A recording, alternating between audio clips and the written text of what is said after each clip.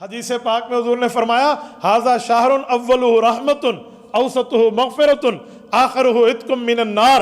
فرمایا لوگو یہ وہ مہینہ ہے جس مہینے کے پہلے 10 دن رحمتیں برستی ہیں، اگلے 10 دن رحمت بھی برستی ہے، مغفرت بھی لوگوں کی ہو جاتی ہے، اور اس سے اگلے 10 دن رحمت بھی چل رہی، مغفرت بھی چل رہی، جہنم کے رجسٹر سے نام ڈیلیٹ کر دیے جاتے ہیں۔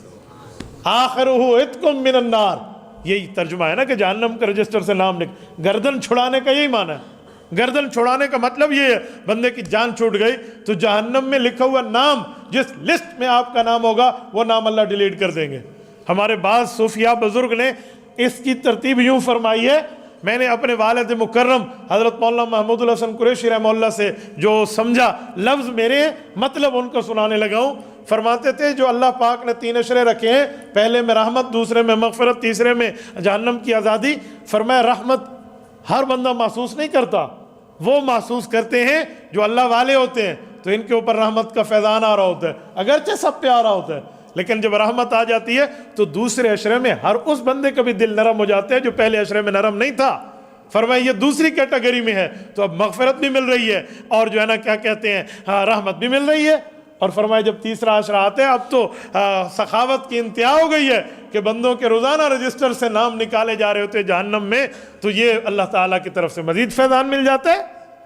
حدیث پاک میں ہے، فرمایا نبی پاک صلی اللہ علیہ وسلم نے ایک روزے کی افطاری کے وقت 1,10,00,000 آدمیوں کی روزانہ اللہ مغفرت فرما دیتے ہیں، صرف افطاری کے وقت، کہ بھائی یہ پورا دن میرے لیے پیاسا رہا، میرے لیے بھوکا رہا، میرے لیے اس نے بد نظری نہیں کی، میری وجہ سے اس نے اپنی تقاضوں کو دبایا اور دین کو ترتیب سے رکھا، تو اللہ جل شانہ راضی ہو جاتے ہیں۔ تو راضی ہونے کی وجہ سے 10 لاکھ آدمی کی روزانہ بخشش ہو رہی ہے۔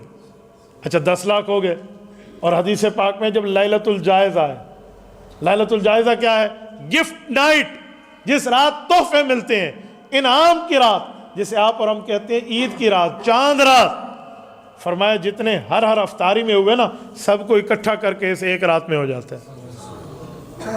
آپ اندازہ لگے 1 ملین روز ہے تو 30 ملین، 30 ملین کتنا بنے گا؟ 3 کروڑ۔ تو 3 کروڑ آدمیوں کی مغفرت ہو رہی ہے آخری رات میں۔ اور ہمارے ہاں کیا ہوتے ہیں؟ اللہ معاف فرمائے، اس رات میں تو لوگوں نے جا کے بازار میں وقت گزارنا ہے، یا نائی کی دکان پہ وقت ضائع کرنا ہے۔ بھائی نائی سے 1 دن پہلے ہو کے آ جاؤ۔ نہیں، بازاروں میں اتنا رش ہوتا ہے، اتنا تو عید گاہوں میں نے رش نہیں دیکھا، اتنا رش ہوتا ہے وہاں پر بازاروں میں۔ اعلان ہو جائے، ہمارے معتکف حضرات بھی وہاں بیٹھے ہوئے ہیں، باقی بھی وہاں گئے ہیں، ڈاڈی وہاں بیٹھے نہ سے اور ویندے پہ۔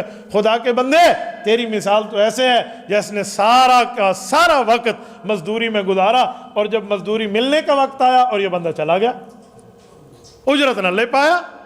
تو بھئی یہ رات لیلۃ الجائزہ ہے، یہ مسجد کی رات ہے، یہ بالکل آپ کے اللہ کے گھر میں آنے کی رات ہے۔ اور یہاں میں ایک جملہ اور بھی کہہ دوں، اب نیٹ پر ہماری بات چلتی ہے تو کئی بندے سنتے ہیں۔ ہمارے ایک دوست ہیں، ہیئر ڈریسر ہے، نائی ہے، زلف تراش ہے، وہ مجھے کہنے لگے مولانا میں تو اس رات کماتا ہوں، پورے سال کی راتوں میں مخصوص رات ہے، اے بھی مسیحت لے وہاں سے میرے گھر دا اللہ حافظ۔ کہتے میں تو لوگوں کی حجامتیں کرتا ہوں، میں کہاں جاؤں؟ میں نے کہا بھائی آپ کا کاروبار ہے، میں آپ کو نہیں کہتا آپ پوری رات مسجد میں بیٹھیں، لیکن کچھ حصہ تو نکال لیں۔ کہتے کیا مطلب؟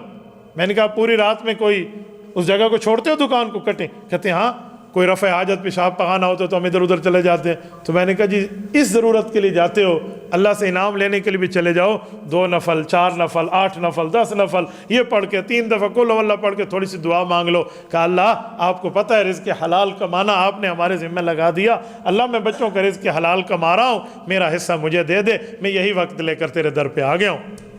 یقین مانے اس کی آنکھ میں آنسو آ گئے۔ مجھے کہنے لگا سی تو مزے دی گال دسی ہے، اے تو بڑا سوکھا کام ہے، اسا تو سوچا کرا کو نہیں۔ تو بھائیو یہ پروگرام رکھنے کا مطلب یہ ہوتا ہے کہ مذاکرہ ہو جائے، یہ چیزیں ہمیں یاد ہو جائیں، تاکہ ایک دفعہ استحضار کے ساتھ ہم کریں۔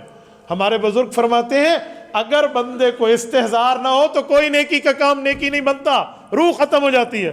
آپ خانقاہوں میں دیکھو، اللہ والوں کے یہاں لفظ لکھا ہوتا ہے، اے بندے احساس پیدا کر اللہ تجھے دیکھ رہا ہے، اے بندے احساس پیدا کر اللہ تجھے دیکھ رہا ہے۔ کیا مطلب؟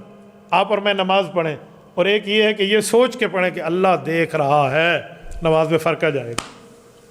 آپ اور ہم روزہ رکھیں، اور ایک اس نیت سے رکھیں کہ رب چاہتا ہے روزہ رکھو، پانی حلال ہے پر اللہ نے میرے اوپر روزے میں پینا حرام کر دیا، دودھ حلال ہے اللہ نے یہاں پینا حرام کر دیا ہے. کھانا پینا حرام کا کمائی کا نہیں ہے، حلال کا ہے، پر حلال چیز کو اس نے ہمارے لیے منع کیا ہے جو ہمارا خالق و مالک ہے. اب روزے کی روح ہی بڑھ جائے گی. ہمارے جماعت والے حضرات فرماتے ہیں کہ جس وقت بندہ تکبیر ہو رہی ہو نا، اس وقت دل میں یہ سوچ کے ٹھہرے کہ ہو سکتا ہے زندگی کی آخری نماز ہو.